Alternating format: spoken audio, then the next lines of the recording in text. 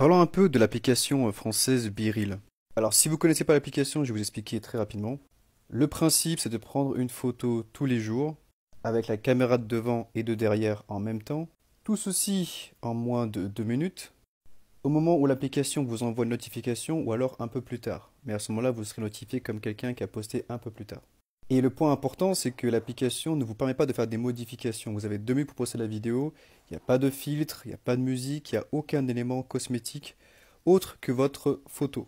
Et si vous ne postez pas de photos dans la journée, vous ne pouvez pas consulter les photos des autres personnes, comme vous le voyez ici sur l'écran de mon propre BeReal. Et lorsque vous postez, vous avez une photo comme ça. Avec dans la plupart des cas, en grand, la photo de votre caméra principale de votre téléphone, donc celle qui est sur le devant. Et la seconde photo en petit, dans les corners en général, de votre seconde caméra. Et vous avez comme option de pouvoir changer l'ordre, de mettre la petite photo devant et vice-versa.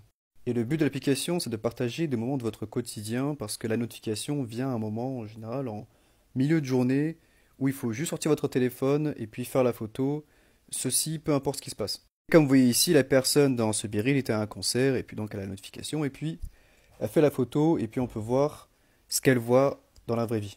Si vous avez BeReal, n'hésitez pas à me le dire dans les commentaires, qu'on puisse en discuter. Et pourquoi BeReal a explosé et pourquoi c'est super intéressant pour plein de personnes qui aiment créer du contenu de manière plus naturelle. Donc depuis à peu près une dizaine d'années, peut-être un peu moins, c'est l'esthétique autour du format des photos qui domine avec l'avènement d'Instagram et des influenceurs. Et dans ce cadre-là, ce sont les personnes qui prennent les meilleures photos, les photos les mieux retouchées au sens artistique, qui ont une capacité compétitive à pouvoir être vue, perçue et suivie par un maximum de personnes. Et la logique, c'est je partage des photos et ces photos sont belles, donc les gens trouvent ça joli, et donc je m'abonne pour en voir plus.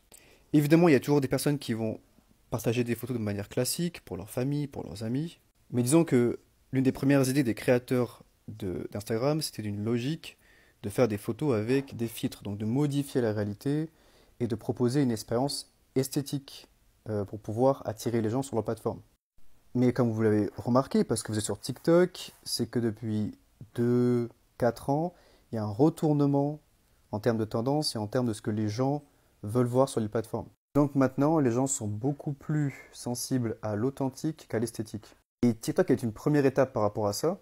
Malgré qu'il y ait beaucoup de filtres sur TikTok et beaucoup de modifications en termes de visuel, les gens sont beaucoup plus authentiques dans la plupart des cas par rapport à Instagram. Maintenant, BeReal est en train de pousser l'idée encore plus loin en supprimant tous les filtres et toutes les modifications visuelles avec un format naturel et simple.